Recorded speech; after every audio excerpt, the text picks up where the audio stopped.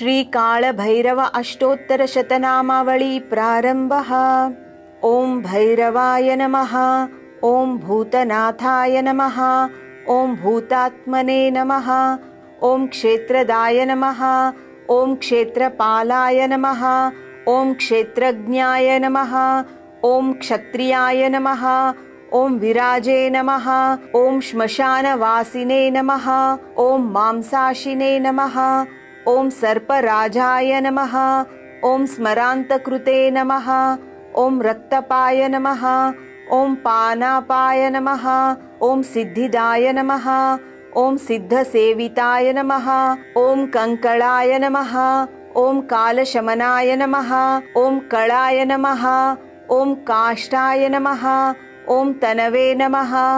ॐ कवये नमः। ॐ त्रिनेत्राय नमः। ॐ बहुनेत्राय नमः। ॐ पिङ्गळलोचनाय नमः। ॐ शूलपाणये नमः। ॐ खड्गपाणये नमः। ॐ कंकालिने नमः। ॐ धूम्रलोचनाय नमः। ॐ अभिरवे नमः। ॐ नादाय नमः। ॐ भूतपाय नमः। ॐ योगिनीपतये नमः। ॐ धनदाय नमः। ॐ धनहारिणे नमः। ॐ धनवते नमः।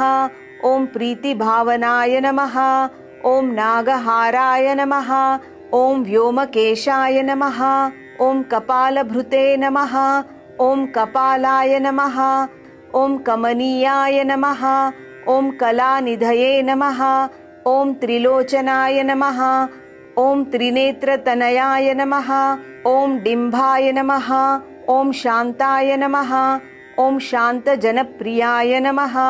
ॐ वटुकाय नमः। ॐ वटुवेशाय नमः। ॐ घट्वाङ्गवरधारकाय नमः। ॐ भूताध्यक्षाय नमः। ॐ पशुपतये नमः। ॐ भिक्षुकाय नमः। ॐ परिवाचकाय नमः। ॐ धूर्ताय नमः। ॐ दिगम्बराय नमः। ॐ शूराय नमः। ॐ हारिणाय नमः। ॐ पाण्डुलोचनाय नमः। ॐ प्रशान्ताय नमः। ॐ शान्तिदाय नमः। ॐ सिद्धाय नमः। ॐ शङ्कराय नमः। ॐ प्रियबान्धवाय नमः। ॐ अष्टमूर्तये नमः।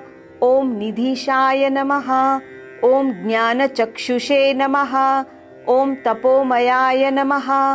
ॐ अष्टाधाराय नमः। ॐ षडाधाराय नमः। ॐ सत्प्रयुक्ताय नमः। ॐ शिखिसखाय नमः। ॐ भूधराय नमः। ॐ भूधराधीशाय नमः। ॐ भूपतये नमः। ॐ भूतराजात्मजाय नमः। ॐ कंकणाधारिणे नमः। ॐ मुण्डिने नमः।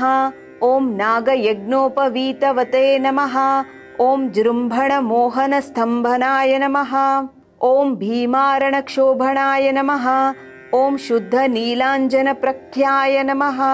ॐ दैत्यज्ञाय नमः। ॐ मुण्डभूषिताय नमः। ॐ बलिभुजे नमः। ॐ बलाधिकाय नमः। ॐ बालाय नमः। ॐ अबालविक्रमाय नमः। ॐ सर्वापतारणाय नमः। ॐ दुर्गाय नमः। ॐ दुष्टभूतनीसेविताय नमः। ॐ कामिने नमः।